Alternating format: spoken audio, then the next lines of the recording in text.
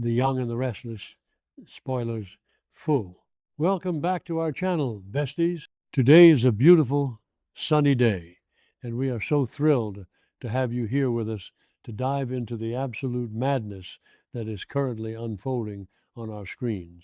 Grab your iced coffees, get comfortable, and prepare yourselves because the tea we are about to spill is scorching hot. You guys, I am deceased. Stop what you are doing right now. I am literally shaking.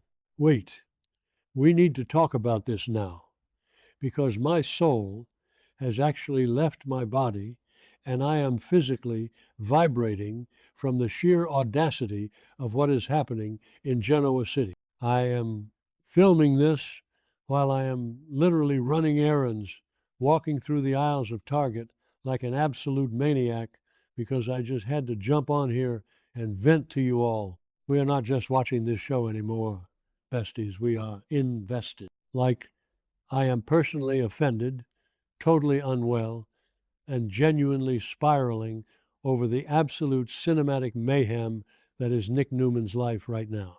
Send help. My soul has actually left my body, and I need you all to act like these people are our real life neighbors because I cannot process this alone. Wait, backtrack for a second. I missed a step because my brain is going a million miles an hour. Let's talk about Nick Newman. Bestie, be for real right now. Nick is genuinely, straight up, walking around like a soulless zombie. He is a shell of a man, a hollowed out husk of the golden boy we used to know. And it is breaking my heart into a million tiny, irreparable pieces. We all know he has been struggling. We all know the Matt Clark trauma basically broke his brain. But seeing him completely lose his grip on reality is just too much. He is heavily addicted, completely out of control, and genuinely cannot even string a coherent thought together without the demons in his head screaming at him. I'm literally hyperventilating right now just thinking about how far he has fallen. It is giving major I cannot even energy, and I am so deeply unwell over it. Oh, hold on, I should have mentioned this earlier, but we absolutely have to talk about that motel scene. I was mid-skincare and smeared charcoal mask all over the rug when that scene aired. Literally had to yeet my phone across the room because I could not handle the stress. Nick, checking out of rehab against medical advice, going to that dingy, disgusting motel and doing fentanyl. The absolute nightmare sequence where he hallucinated Matt Clark, telling him this is his true self. It was a high-octane psychological masterpiece where the stakes are astronomical.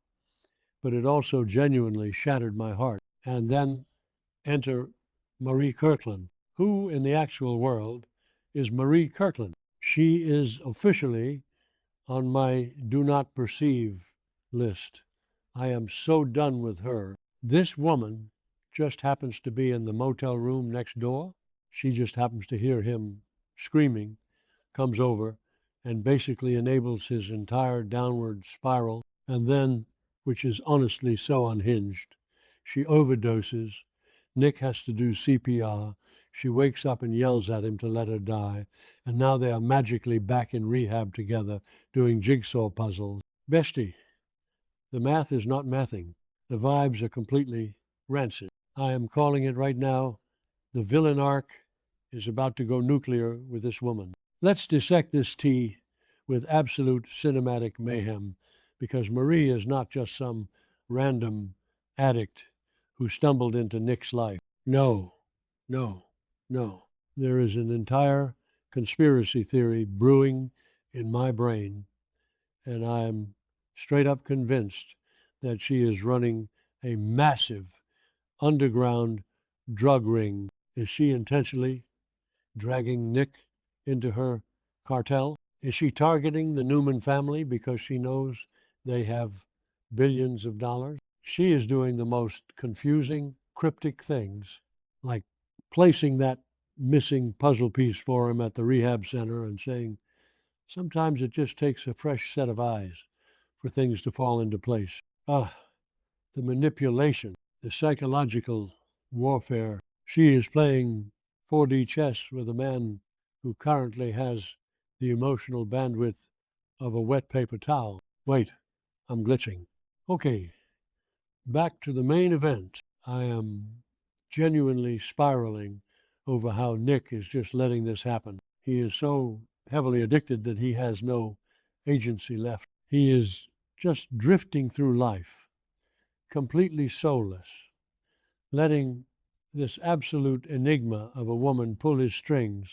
And Victor and Nikki are just sitting in their Venetian-themed living room, wearing masks and reading poetry, while their son is being recruited into a drug ring. I cannot even deal with the Newmans right now. They are basically living in a delusion while their family crumbles.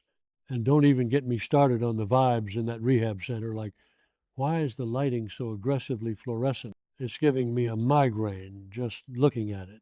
The aesthetic is totally off. The walls are this weird sterile yellow, and I swear I could hear a weird buzzing background noise in the audio mix during that puzzle scene that was driving me absolutely insane. But anyway, snapping back to the main T, because we have a massive world-shattering bombshell to drop. The new writers, Jamie Giddens and Dan O'Connor, are officially in the writer's room, and they are straight up delivering the drama we have been begging for. They are not playing it safe.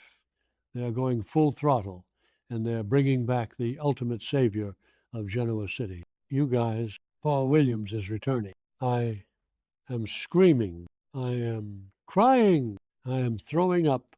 Paul Williams is coming back to our screens, and I am physically vibrating with excitement. Did I say that yet? My brain is mush. Moving on. But seriously, Paul Williams, whenever things get absolutely dire, whenever the Newmans are backed into a corner and the police department is basically useless, who do we call? We call Paul.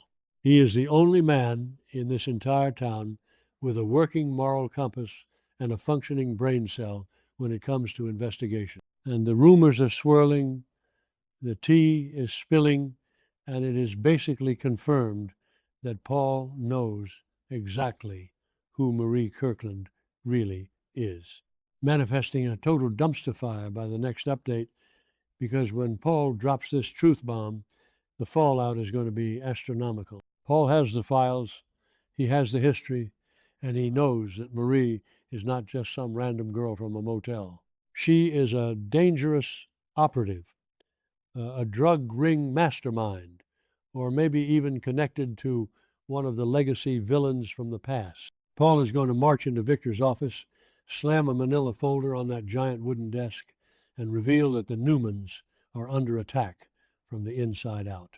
I can literally see the scene playing out in my head right now, and it is a cinematic masterpiece. Wait, backtrack for a second, because we need to appreciate the sheer irony of Victor Newman needing Paul Williams.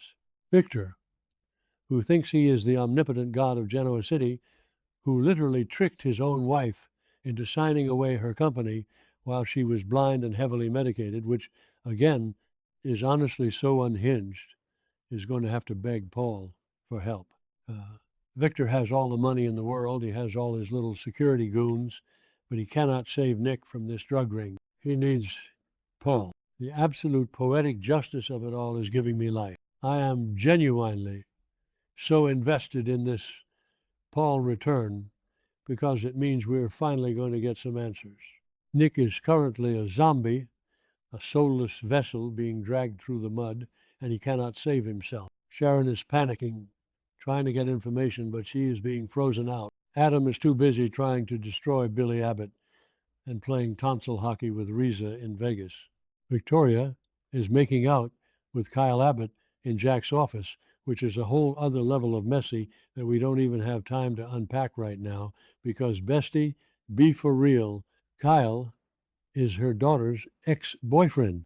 The entire family is distracted, and Marie is just slowly wrapping her venomous little claws around Nick. But Paul is going to see right through her. I'm calling it the villain arc is about to go nuclear, and Paul is going to be the one to detonate it. He is going to track down Marie's real identity, connect her to the drug cartel, and expose the fact that she intentionally targeted Nick at his lowest moment. He probably knew he was a Newman all along.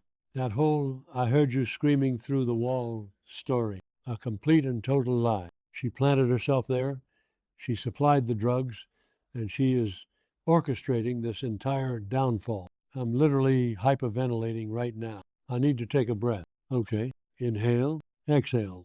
No, I can't calm down. This is too much. I am sitting here in my car in the Target parking lot, gripping my steering wheel like it owes me money because I am so deeply unwell over this storyline. Nick Newman deserves better.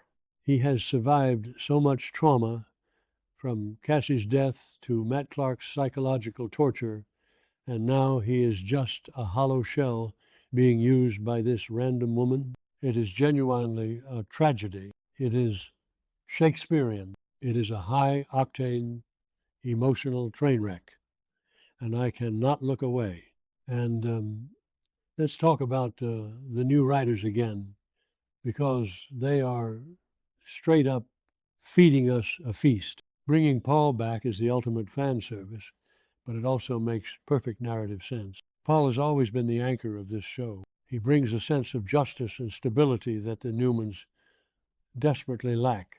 With Paul back in the mix, we are going to see a massive shift in power dynamics. He is going to team up with Victor, reluctantly, of course, because they always butt heads to dismantle this drug ring and save Nick's life. Wait, hold on. Did I mention the drug ring thing already? Yes, I did. See, I am glitching again.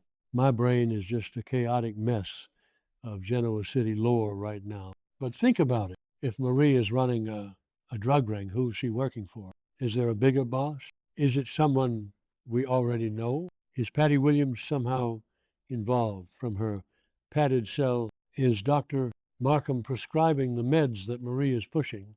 The conspiracy theories are endless, and I am straight up losing my mind trying to connect all the dots. I am personally attacked by how good this drama is right now. I literally had to cancel my dinner plans tonight because I need to sit in front of my television and analyze every single micro expression on Marie's face. When she placed that puzzle piece for Nick, she had this smug, self-satisfied little smirk that made me want to scream into a pillow. She knows exactly what she is doing. She is breaking him down so she can rebuild him as her perfect, compliant little addict soldier. But she doesn't know that Paul Williams is coming for her. Oh, bestie. She has no idea what is about to hit her. Paul is going to roll back into town with his trench coat and his absolute zero chill attitude, and he is going to tear her operation to the ground. I'm manifesting a total dumpster fire confrontation between Paul and Marie. I want screaming. I want evidence boards. I want Paul to corner her in that aggressively lit rehab center and lay out all her crimes while Nick just stares blankly, slowly realizing how badly he has been played. This situation is now my entire personality, and I am not okay. I am physically vibrating from the stress of it all. Nick is a soulless zombie. Marie is a cartel mastermind. Victor is desperate. And Paul is our only hope. It is a messy, unfiltered, emotional train wreck, and we are strapped in for the ride. I am going to need at least 3 business days and a gallon of iced coffee to recover from this. I'm calling it right now. The next few weeks are going to change the fabric of Genoa City forever. The writers are not holding back, and neither am I. We are going to watch Marie's villain arc go completely nuclear, and we are going to cheer when Paul Williams finally puts her in handcuffs. Until then, I will be here, spiraling into existential tangents, clutching my chest and praying for Nick Newman's soul to return to his body. Stay safe out there, besties, because the drama is lethal.